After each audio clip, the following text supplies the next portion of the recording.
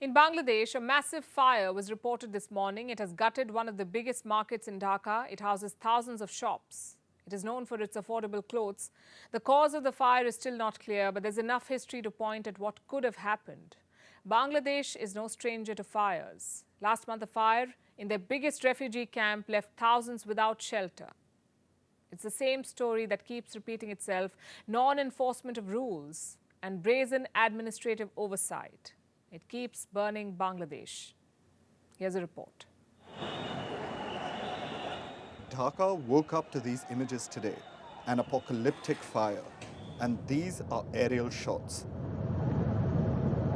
What you see on fire is one of Bangladesh's biggest wholesale markets, called the Bangabazar. It's a go-to destination for people to get hold of affordable clothes.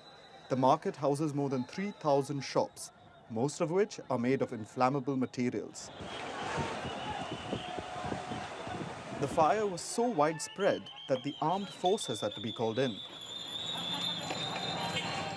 An Air Force chopper joined the operations, showering water over the burning market. So far, no human casualties have been reported, but businesses have taken a big hit. As the fire raged on, shop owners were seen frantically running around, trying to save their goods from being burned. Some were successful, others not so much. One shopkeeper borrowed over $14,000 for the Eid season. He lost his entire stock in the fire.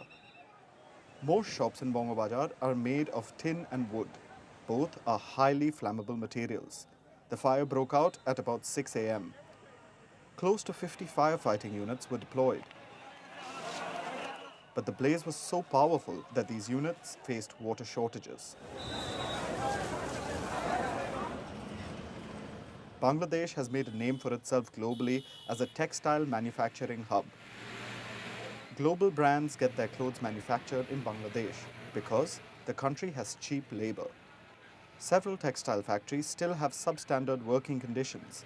Multiple businesses are still far from ensuring the necessary safety requirements. Scores of factories lack fire alarms and water sprinklers. The condition of the markets is worse. The data paints a grim picture of the situation in Bangladesh. Over the past 2 decades, fire incidents have shot up by 4 times. Between 1990 and 2020, Bangladesh reported around 285,000 fires. Last year alone, there were 24,000 incidents of fire. To Bangladesh's credit, it has taken several steps to improve working conditions in factories. In 2013, the Accord on Fire and Building Safety in Bangladesh was signed. Within 5 years, it brought about more than 100,000 safety improvements to over 1,500 factories. The accord was replaced in 2021 by the Ready-Made Garment Sustainability Council. The council is legally non-binding, giving both brands and suppliers an easy way out. The enforcement of rules still remains a challenge. Add to that the disregard for safety rules on the ground and public carelessness. These factors further complicate the fight against the deadly fires. Bureau Report, Firstpost.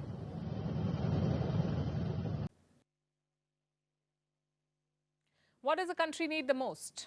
You could say it needs a lot of money, an abundance of natural resources, a strong economy and military. But there's something without which every country will just be an ordinary mass of land. People. People are what make a country. So what does a country do if it runs out of people? Remember, no economy can function without people. No military can fight without soldiers. Many countries are learning this the hard way. And now some of them are taking rather desperate steps to address their intense labor shortages. They're importing workers. Here's a report. What are some of the things humans are famous for? Scientific discoveries, medical breakthroughs, space travel, and at a more primal level, procreation, making more babies. There was a big population surge in the second half of the 20th century. But that's an era long behind us. Today, developed countries are battling low birth rates. People aren't having enough children. And not having enough of these tiny humans is leading to a big problem. Countries like Germany, Japan, and Hong Kong are now resorting to importing workers to bolster their workforce. Let's take Germany first. Last year, Germany's labour shortage rose to an all-time high. There were over 1.7 million vacant positions throughout Germany last year. The signs were there all along. For years, Germany has faced a shortage of workers in a variety of sectors. The shortage is primarily because Germany's population is aging. But COVID only made matters worse. Now, Germany is planning to import workers from outside the European Union. The cabinet has approved a plan to reform the country's immigration system. Once passed by Parliament, it will become easier for skilled workers from third world countries to work in Germany. So looks like Germany has given up on its people and now has to rely on immigrant workers to keep its economy up and running. The situation is much worse in Japan, which faces a severe labor crunch. In fact, Japan's population slump has become an existential crisis of sorts. For any country to maintain a stable population, it must have a birth rate of at least 2.1. This means a woman needs to give birth to at least 2 children. But do you know what Japan's birth rate is? At 1.3, far below the average. In fact, last year, the number of births in Japan fell to a record low. Last month, an advisor to Japan's Prime Minister said that the country would disappear if low birth rate persisted. Studies say that by 2040, Japan will face a shortage of 11 million workers. The situation is grim, and as time runs out, like Germany, Japan is also turning to foreign workers. Japanese companies are offering incentives to foreign workers to woo them, from allowances to deal with inflation to salary increments to skill training. In Hong Kong, the labour shortage has reached a critical stage. Hong Kong lost over 94,000 workers last year alone, the biggest drop in its working population. And in the past 4 years, since the pro-democracy protests started, the city has lost more than 220,000 workers. It hasn't been able to recover, and the hits keep on coming. John Lee Kachil is the chief executive of Hong Kong. You can call him Xi Jinping's proxy in power. He says Hong Kong will need to import workers if local recruitments fail to ease the intense worker shortfall. Hong Kong's case is more peculiar than the others. Not only is its population aging, but there's also an exodus underway. People are leaving Hong Kong to escape the CCP and its draconian national security law, further aggravating the crisis. So, as countries battle a dwindling population and a depleting workforce, there seems to be only one solution in sight: the foreign worker. Move aside gender-neutral God. It's now time for gender-neutral babies.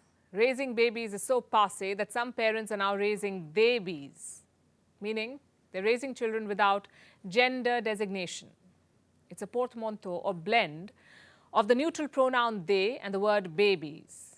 Join the two and you get theybies. Now remember, gender is not the same as sex.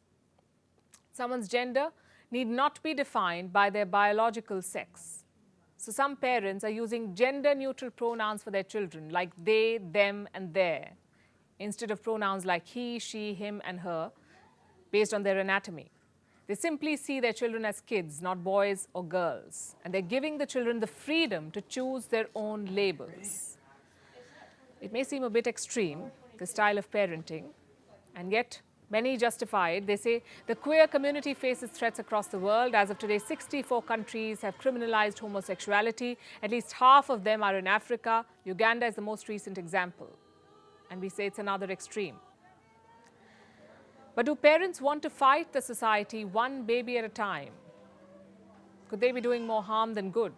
Like confusing children who will ultimately grow up in a gendered world. They want to fight gender biases. And it's true that these biases exist. And they plague children from infancy. From the day they're born, babies are ushered into pink and blue worlds. They're dressed in different clothes, given different toys, even treated differently. Adults underestimate female children's motor skills at 11 months. They judge baby boys with high-pitched cries as less masculine. Soon children begin paying attention to this. And they start behaving accordingly at a young age. Like girls are more likely to play with pink toys, gender-neutral parenting can help in some of these cases. It could prevent gender dysphoria, where a person feels their gender does not align with their sex and it causes distress. And this is important for transgender children who have higher rates of depression and suicide. For some, it's all very good and woke. But how woke is too woke? A set of parents don't want to dress their baby girl in a pink dress. Another doesn't want the grandparents to bathe the child. They think that this will make them biased towards the baby's gender. They be parents don't reveal their children's sex. So if someone asks them if it's a boy or a girl, brace yourselves for awkward silence. It's true that gender identity is not hardwired. It's mainly influenced by the child's environment. But how much control do you have over the environment in the first place? This trend is flourishing in mostly well-to-do enclaves inhabited by a very small group. But what happens beyond this ecosystem? Most of the world is not buying this. Some think it's outrageous. Others ask, what happens when your non-gendered child meets the real world, which is highly gendered, stiff, even hostile? Experts say gender non-conforming kids are more likely to be bullied because life is more often than not unfair.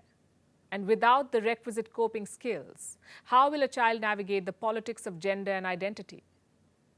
While parents could be well-intentioned, in reality, it's like sending your child to a battlefield without really arming them, because the world can be a brutal place and honing your survival skills is a basic requisite. Raising theybies is highly idealistic. But is it practical, even good for your child? We all agree that children must be protected from harmful gender stereotypes. But has this free-range parenting gone off-grid? The whole crux of the argument is that parents don't want to choose for their children. But not making a choice is also, ironically, a choice. You see, parenting is hard. And the simple truth is that the world is not a pink and blue binary. It works in shades of grey. And now it's time for Vantage shots, images that tell the story. Starting with Spain, where a fishing vessel capsized near the northern port. 2 sailors died. We'll show you the rescue operation. In Argentina, an official was attacked by a group of bus drivers protesting against the death of a colleague. In France, the Big Air Kite World Cup 2023 has begun. And finally, what happened today in history? The North Atlantic Treaty Organization, or NATO, was established. The year was 1949. The Second World War had left Europe devastated. There was a need to secure peace and cooperation. More importantly, a strategy was required to counter the threat posed by the Soviet Union. So 12 nations came together. They adopted the idea of collective defense, meaning mess with any one of us and deal with all of us. Over the years, many cracks appeared in this framework, but 74 years on, NATO has 30 members. Today, it added the 31st, that is Finland. We leave you with this. Thanks for watching. We'll see you tomorrow.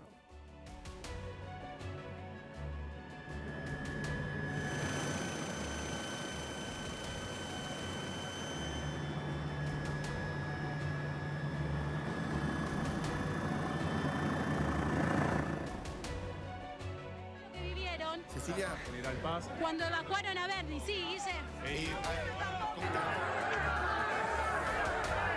Le tiraron ahí en forcejeo, lo sacan a Berni. Los choferes de Formando una...